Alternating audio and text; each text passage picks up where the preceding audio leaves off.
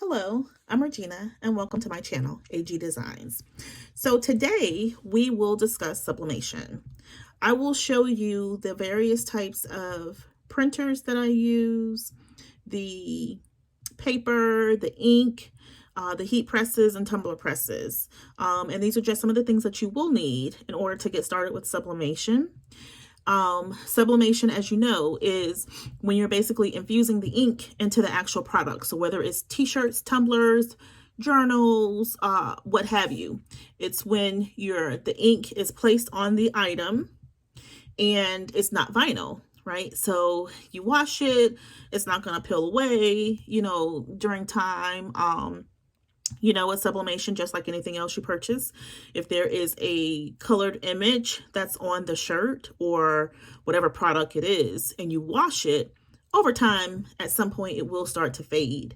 But to me, sublimation is easier and better than doing vinyl, because as you know, when you're using vinyl, you print your image and then you have to go through and weed everything out, like the parts that you don't want, and then you heat press that onto a shirt or a bag or what have you.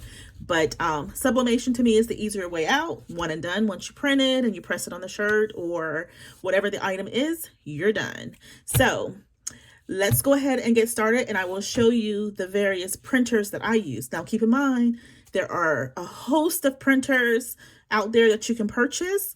These are just the ones that I actually have that works for me. So you need to find what works for you within your budget, and what you're looking for, right?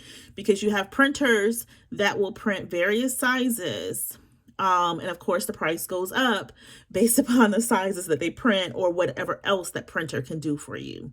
So without further ado, let's go ahead and get started. Okay, so we'll start first with the Epson 7840. So I have this printer. I got this printer specifically for sublimation, but it was pretty costly for me to perform sublimation with this printer. So with this printer, you will receive the factory ink cartridges. On those ink cartridges, it's already pre-populated with regular ink, not sublimation ink, and it has chips on the end of the cartridges. That tells the printer, how much ink is in there, when it needs to be replaced, etc., etc., right? Epson got really smart when they brought this model out. For your 7710s and 7720s, there are no cartridges, or excuse me, no chips on those cartridges. So you can just keep refilling your empty cartridges. But with the 7820 and 7840, and this model is a 7840, they put chips on these cartridges. So you have to continuously buy new chips in order to refill your cartridges when your ink runs out. So, and what I mean by this is these are blank cartridges that you can purchase off of Etsy. And what you'll have to do is, when you want to use this particular printer as for sublimation, you will have to remove off of the cartridges that you receive with the printer these chips on the bottom. Okay, when you remove those chips off of those ink cartridges that were supplied by the printer, if you have empty cartridges like this that are chipless, you will have to place those chips by the color, okay, at the bottom portion of the cartridges before you load it into the printer with your ink. The printer only works if it has cartridges on the end cap of the the chips on the end cap of these cartridges.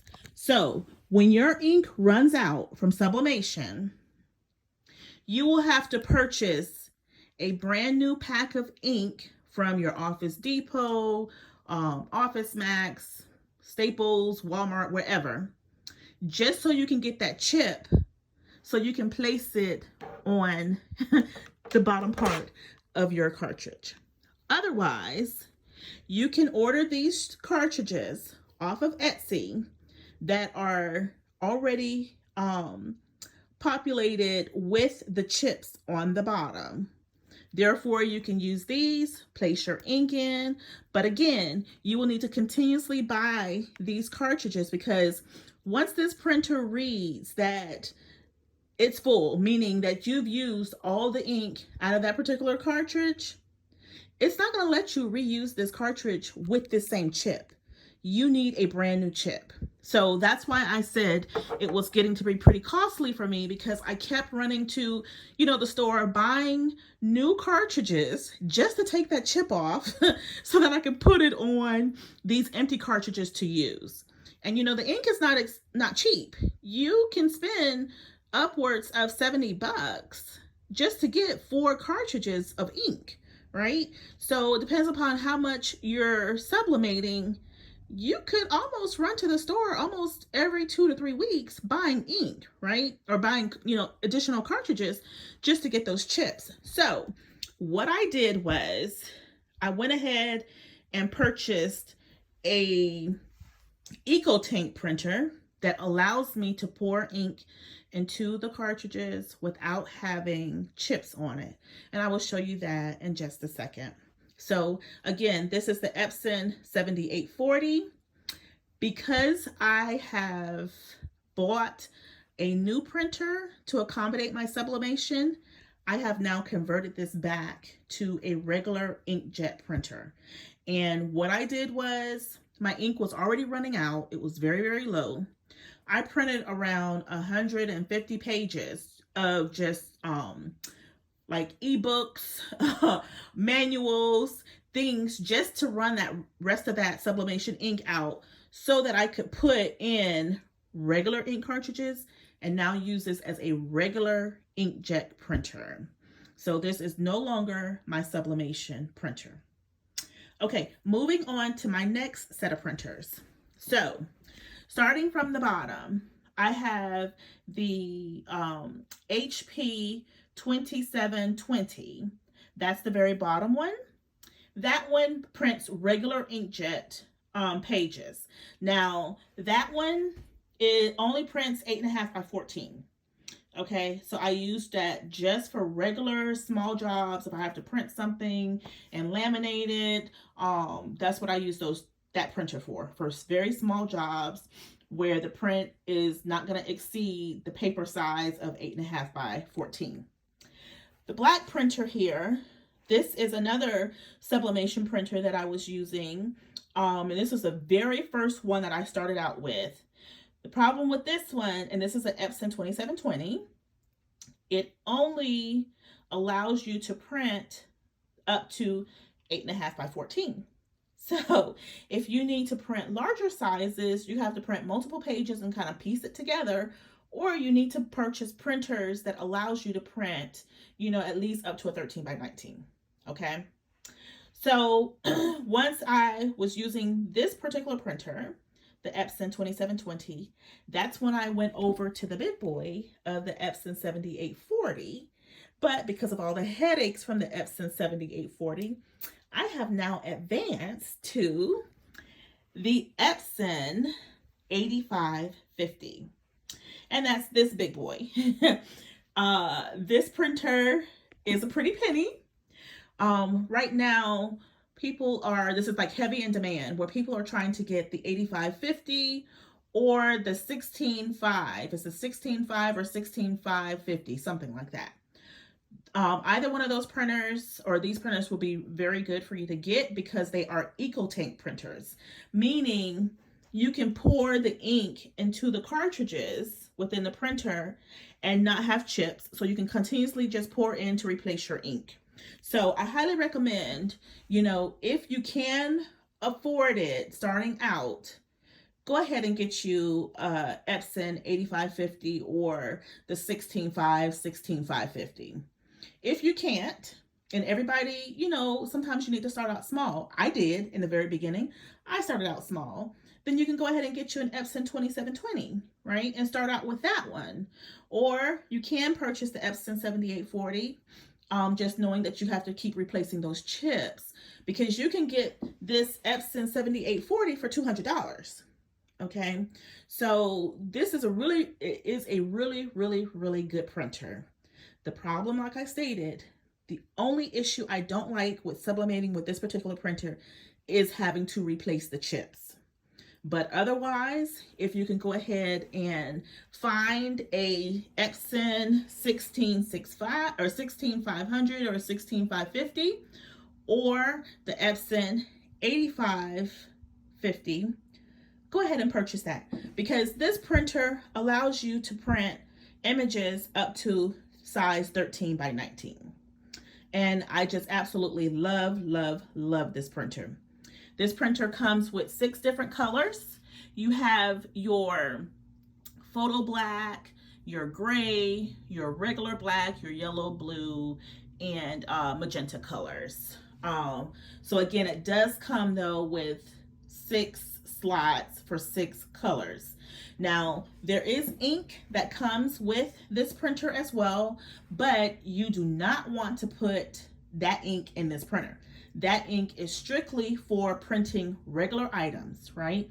Not sublimation. So you have to purchase sublimation ink.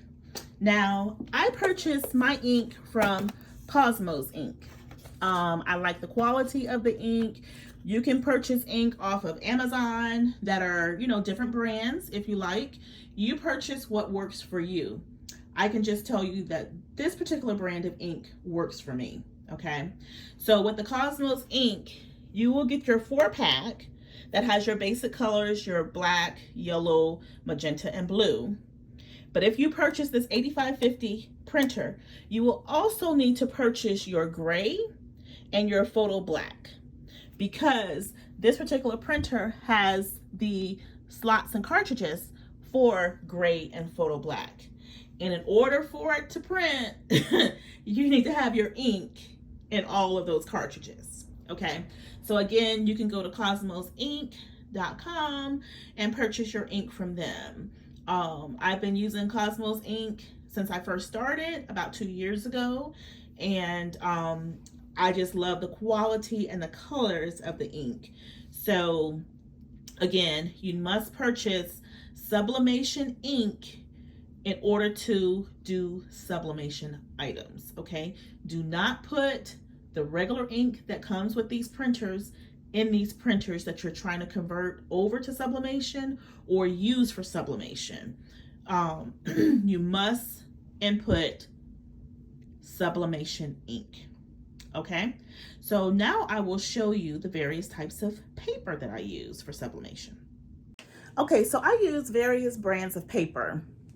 I started out with purchasing this brand. This is 8.5 by 11 paper off of Amazon.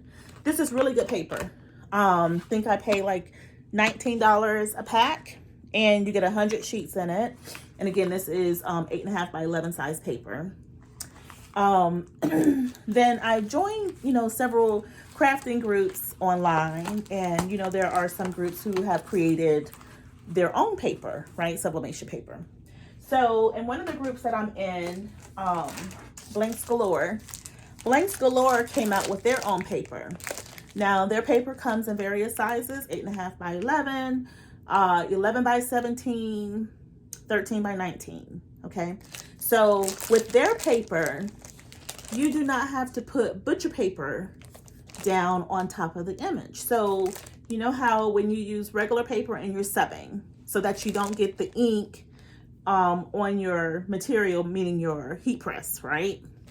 You normally lay down butcher paper underneath. You have your t-shirt or whatever you're subbing, and you have, if you're subbing a t-shirt, you put butcher paper on the inside so that it won't bleed through, right? The ink won't bleed through to the back of the shirt when you're subbing. And you normally lay a piece of butcher paper on top so that you're protecting your heat plate, right? So that you don't get ink on that and that it messes up your next item that you're subbing. Well, with this particular paper, you do not have to put butcher paper down on top of the item before you sub it. As well as when you sub with this paper, all of the ink is burned from the paper into your product, meaning there is like no ink left on this paper when you're finished. So it is a great burn. and it burns directly onto, you know, the item that you're actually subbing on. So I have BG paper, which this is an 8.5 by 11 as well that I use. Now, I also use A-sub paper, and I do the A-sub paper. This size is 8.5 by 14. So I had this particular paper, the A-sub, as well as the inkjet paper for sublimation that I purchased off of Amazon. I got both of them off of Amazon, actually. And I started using these particular brands before I knew anything about BG paper, right? So I've just recently started using BG paper, and I mix it up. So it depends on what I'm subbing. I may pull out this sheet, BG paper, or if I need it for 8.5 by 14, this is what I have right now to use. And this is A-sub paper, okay? Now I have purchased some of the BG 11 by 17 paper as well, because again, I do like the quality of the paper and how it does burn cleanly, and you know, the ink release is amazing on this. And then I also, like I said, before using BG paper, I also purchased this paper too off of Amazon. This is 11 by 17 as well. And it has a really, really clean burn also, meaning the ink release from this is very well too. So I can't remember how much this costs on Amazon, but I'll, you know, find out the price of it, and then I'll post it on the video as well, right down below in the comment section. So in case you want to purchase this kind of paper. But again, you know, you shop around, you purchase paper by trial and error. You do what's best for you. You purchase what your pocket can allow you to purchase as well, right?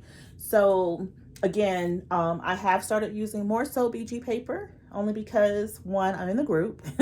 Two, the paper is really, really good quality. But there are substitutes out there that you can use that are just as great as well, right? A-sub paper is really, really good that I've experienced. Now, I know that there are other brand name papers that other people use that have a cleaner burn too, and it's best for them, right? And the type of product that they're using, meaning certain printers, certain inks work better with certain brands of paper. So again, that's where you have to do trial and error to see what works best for you, because what works for me right now may not be what works for you. Okay, so we're now going to look at the various heat presses that I use. Now I have purchased my presses from Heat Press Nation. And I like Heat Press Nation because of the quality of the product and how it presses my items, right? I have purchased before, when I first started out, I did purchase a unit off of Amazon. And within that unit, you know, it came with different attachments for, like, you can press hats and coasters, just different kind of things. It had mug press, it had different attachments to it, but my mug press attachment burnt out, right? So that unit within it burnt out kind of quickly. So I was like, okay, I need something that's going to be more durable, last long, quality. So you know how the saying goes, you get what you pay for. So if you can go and check out some of the other companies as well. But Heat Press Nation has very, very, very good heat presses. So we will move on so that I can show you the various heat presses that I do have, as well as the tumbler presses. Okay. Okay, so with the heat presses that I use, my first one is this one, this pink and white one. This is a 13 by 9 that I purchased off of Heat Press Nation. This one has the pull-out feature. So while it's heating up, you can go ahead and start preparing your product. I really like this machine. This was the one that I purchased after I had difficulties with the one that I purchased off of Amazon. So again, don't get me wrong. Now, again, you purchase what works for you, right? And if you're just trying to test things out, you don't know if you really want to be in this business, you know, you just want to see how things work, then by all means, start out with a cheaper heat press, because you don't want to put so much money into these items because they are not cheap. And then you realize this is just not for me. Now you've wasted quite a bit of money. So shop around, see what's best for you and your pocket, okay? And then I also have this one. I purchased this one as well off of Heat Press Nation. Now, this one is a 16 by 24. So this allows me to print bigger job, or press, I should say, bigger jobs, right? So if I have a larger size t-shirt, or whatever it is that I'm pressing, this one is better use for me, right? So with this one also, I do the all over t-shirts with, because it's a bigger plate. I can put my hardy board down that I've had cut at Home Depot, and I can maneuver it on this particular machine better than my 13 by 9, right? The 13 by 9 is just going to take me longer if I have to use that for an all over t-shirt. Now, when you're using these machines, when you're doing sublimation, you also have to have your material. So anytime you're sublimating, you'll need to have, so say for example, if it's a t-shirt, you want to have 100%, really 100% polyester, right? Because that gives you the best burn, meaning the higher the polyester is on the shirt, the clearer and more vibrant your colors would be also on the t-shirt or whatever you're pressing, right? There are some shirts that have like 50% cotton, 50% polyester.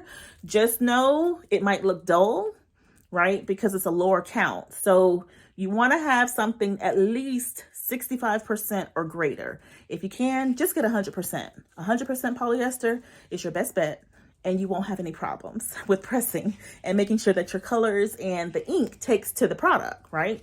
So when you're using sublimated items, anyways, you want to make sure that you're using butcher paper.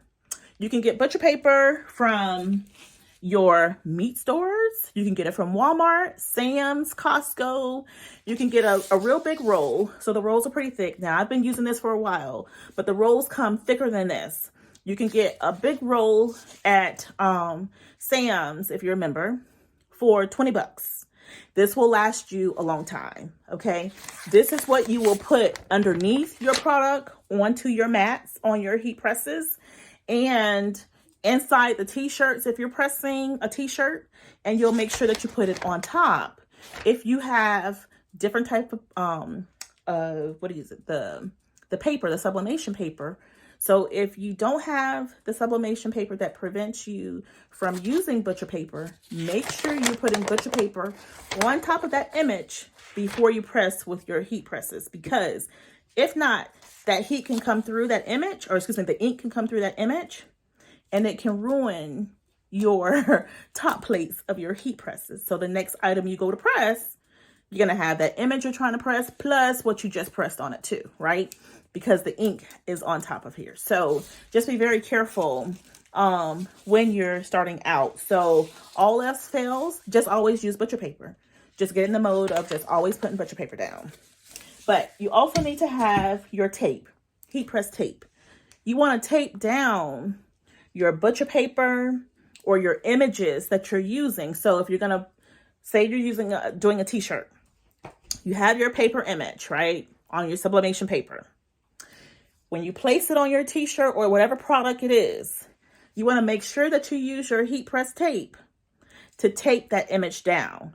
Because if you do not, and for whatever reason, you're pulling up your machines, like the handles here, and that paper starts to shift a little bit, or it shifts when you're starting to put your plate down, it's going to create ghosting. So you'll have your image, and then it looks like it's blurred a little bit to the side. Also, that was starting to burn another image. That's called ghosting.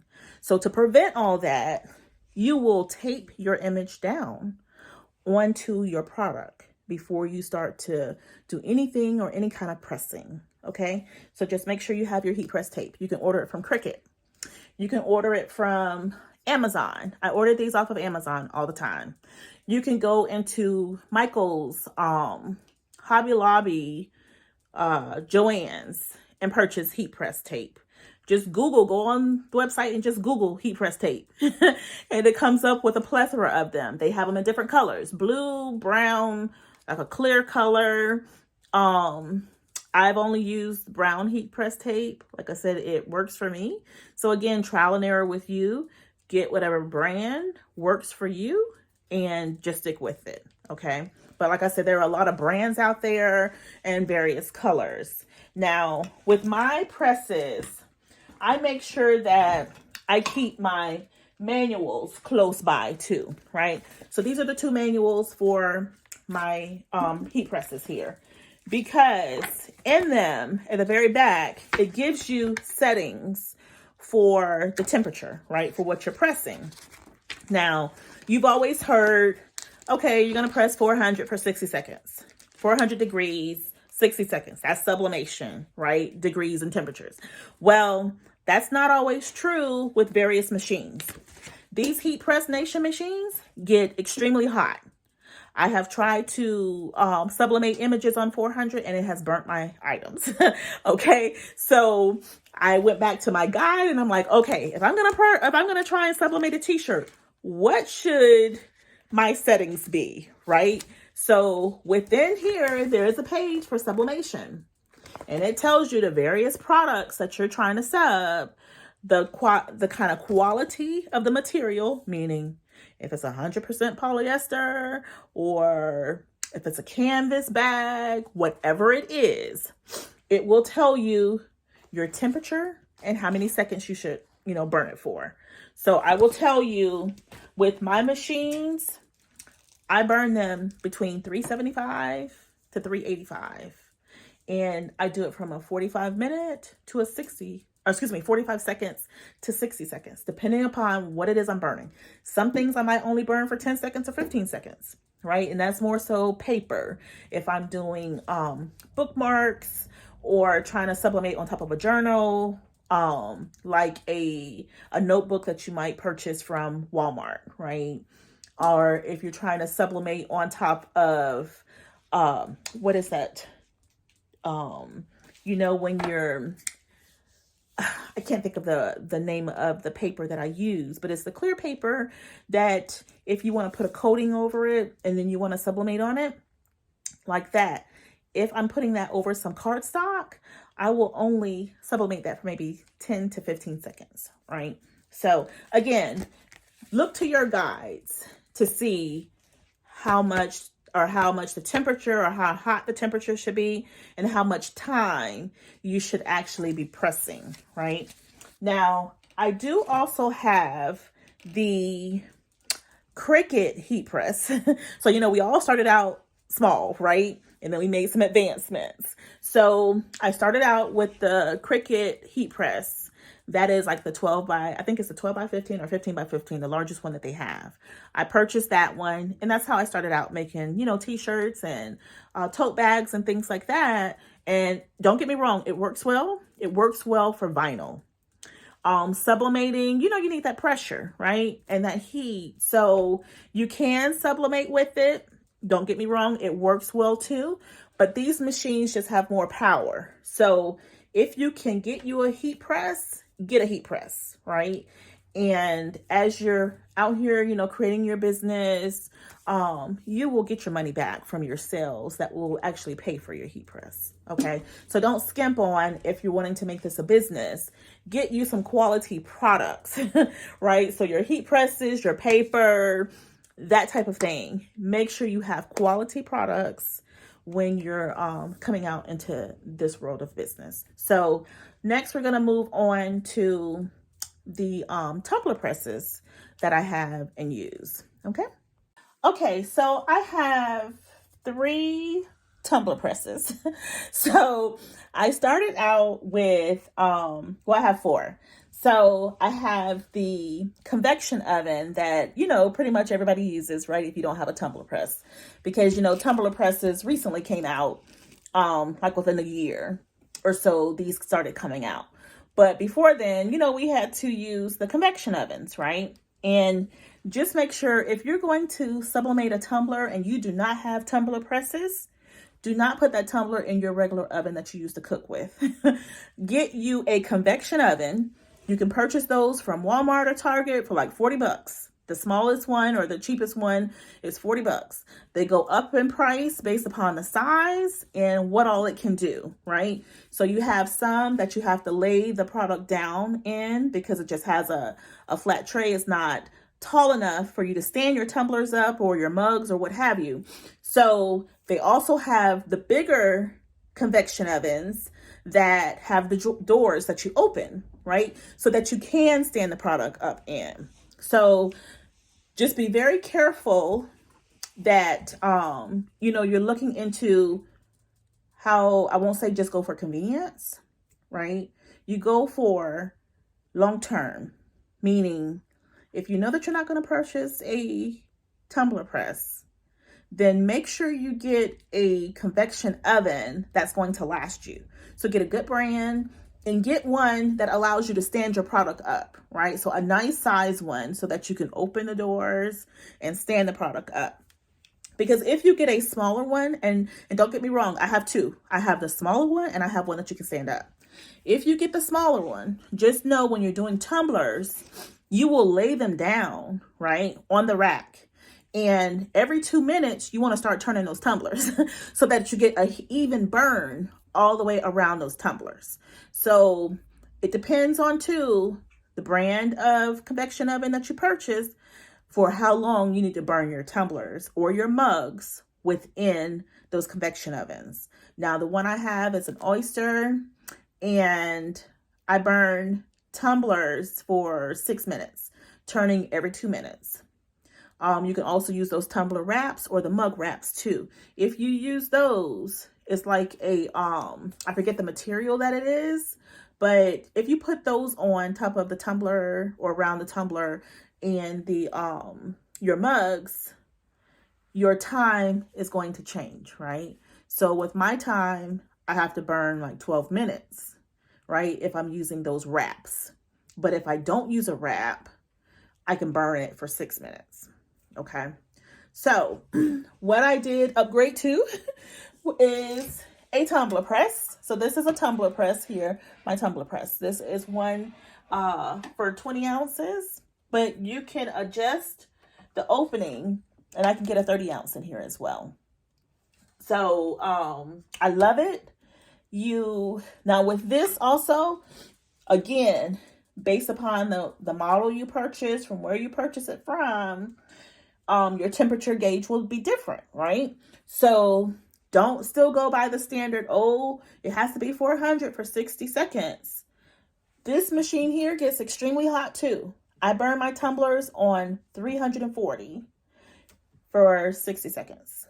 Now, if I'm doing a full wrap tumbler, meaning I'm coloring it all the way around, then I burn it for 2 minutes, meaning I lay it down and cover as much as it can, burn it for that first minute.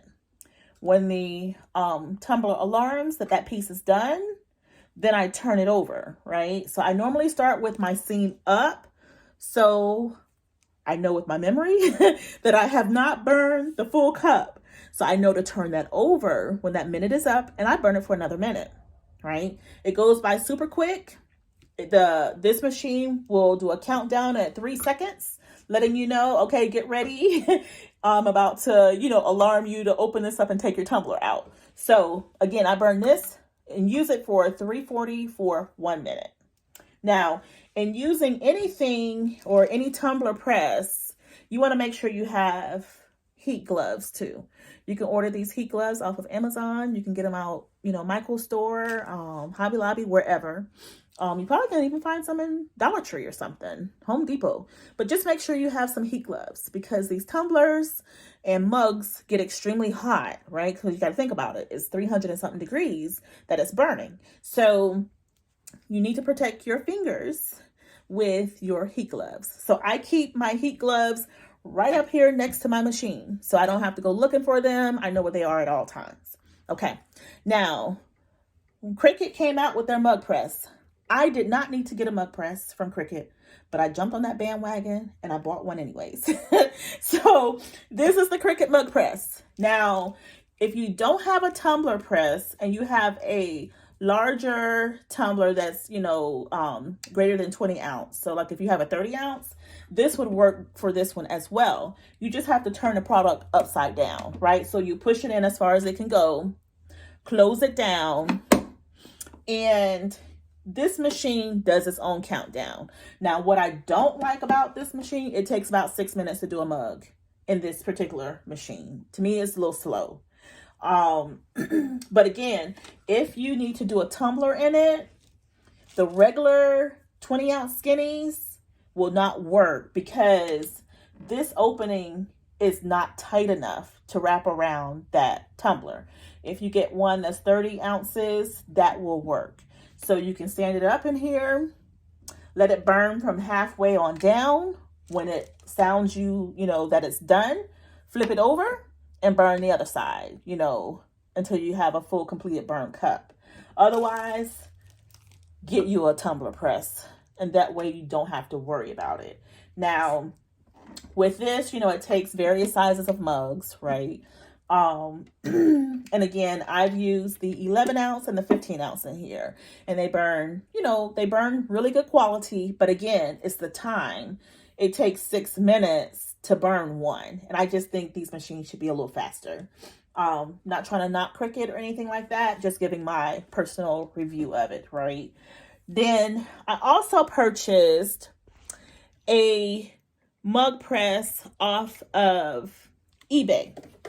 So this mug press here has various attachments to it as well. So it comes set up with one attachment, right? So you know that there are various size mugs out there that you can burn. So this particular one comes with 3 different attachments. So, this is for that mug that starts out, it's tall, and then it goes in towards the bottom, right? So it's like, what do we call that? We have our straight tumblers and we have the other ones. I want to say it's tailored, but that's not the word. It's when the tumbler goes in towards the bottom, right? So again, this is one of the attachments that came with it so that you can use a different size mug in it. This looks like that latte type cup, right? So then I also have 2 additional, another straight mug type. And then I have this one for a smaller one that kind of goes in as well, but it's wider on the top. So again, this machine has 4 ways that you can burn a mug, right? Or 4 attachments, I should say. One comes on the machine and then they send you 3 additional attachments. So all in all, I say, you purchase what you can, right? So if you're just not sure, again, if you want to really create a business, you might be doing this for fun versus trying to make money off of this, right? And creating a business. So if you're doing it just for fun, don't spend a lot of money on this stuff. Look for things that are economical, right? So if you want to do tumblers and mugs, beer glasses, things like that are sublimatable, go ahead and purchase you something from Walmart, Target. Meaning those convection ovens. That way you can use that. If at some point, or you think at some point, hey, I might want to go ahead and make this a business, or I'm going to be doing a lot of tumblers for my family, birthdays, Christmas gifts, things like that. If your child may participate, say, in extracurricular activities, you may want to do certain things for that particular sport, right? Or whatever it is. So then you might want to go ahead and invest in a tumbler press, right? Or a better heat press. But again, you do what's best for you and you do what your pocket can allow you to do. Don't jump on the bandwagon of what everybody else is doing. You know, some of this stuff takes time. Like for me, I started out small. I purchased economically because I was trying it out. I didn't know if this is something that I would like to do, right? So it's like, well, I'm going to start this out on the low budget end. And then I gradually got the swing of things, liked what I was doing, made it a business. And then I've started advancing in the different product, right? So like my heat presses, you know, I purchased from a reputable company. They're heavier. I get better burns out of it, you know, and then I advanced to purchasing my tumbler press, right? So again, you do what works for you. So I hope that this video was informative enough by showing you the various printers that I use, the heat presses, as well as the tumbler and mug presses that I use. If you have any additional questions, concerns, or anything like that, if it's something that you don't think that I covered well enough, let me know. We can have a one-on-one session, or, you know, reach out to me. I just respond back to you an email, or however we need to contact each other. But I don't mind helping, you know, giving information, letting you know where I purchase things from, things like that. Because I look at it, we're all in this together, each one teach one, right? So I thank you all for watching this video. And if you like my channel, please go ahead and like the video and subscribe to it. Make sure you turn on your bell so you know anytime that I upload a new video, you can go out there and watch. But again, thank you for your time and have a wonderful evening and a wonderful week ahead. Bye-bye.